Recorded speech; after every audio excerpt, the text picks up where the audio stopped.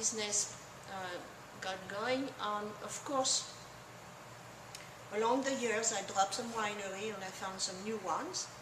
And today, this is a winery I got about 9 years ago. And it was also by connection. You heard of Denis Mortet from Generation Bertin. Well, Denis had a good friend, Christophe Perrot-Minot, and Christophe asked him if he could contact me, or I could contact him. I didn't know who he was or what he was doing. So Christophe called me and told me all the fantastic vineyard he had. And I said, well, I'll come and see you. And I tasted the 99 vintage from him, and he had really a big range of wines. And he said to me, what do you think of my wine? And I said, well, the wine are very good, very well made. And he said, do you have any criticism? And I said, yes. They are over-extracted. He said, you're right. Can you be my distributor? And I said, yes.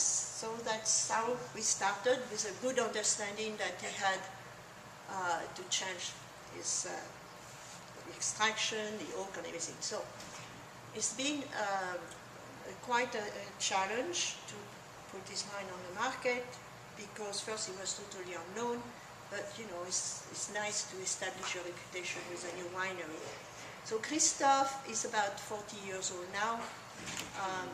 His father, Henri, used to sell half of his crop to négociants, which means he sold the grapes or the juice, but he did very little bottling. It was, you know, it really was not very exciting. And so the son, before he became a winemaker, decided to be a broker, which means he will go and buy wine for négociants.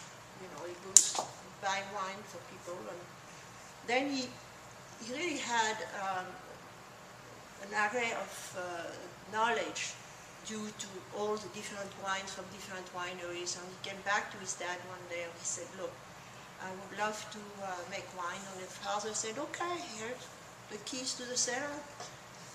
Go ahead and do it.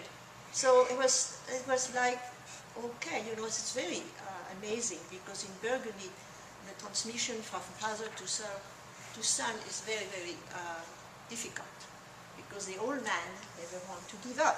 So he wants to control the son, and the son, of course, has new ideas, and he wants to assert himself as a winemaker. So it's a big challenge, the father and son business.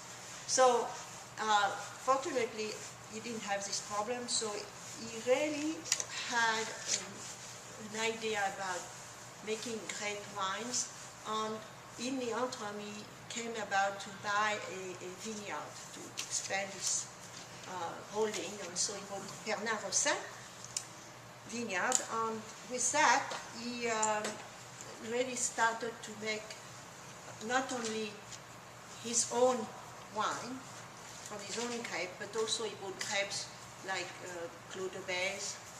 He bought some grapes from different producers that had too much, and he was controlling actually the way the vineyard was maintained. So he got some very high quality grapes. So today, you know, we start with the 07 vintage. It's been a vintage which was very difficult because of the weather.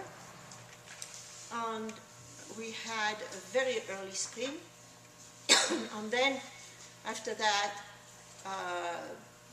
very wet, cool summer. So, of course, the harvest was kind of, you know, too cold, not enough ripening. So people that waited long enough made very nice wine. And also, I want to tell you about the 07. They are wine that you can enjoy now. They're pretty. Some of the, you know, they can still wait, but at least it's a good balance. It's not overpowering.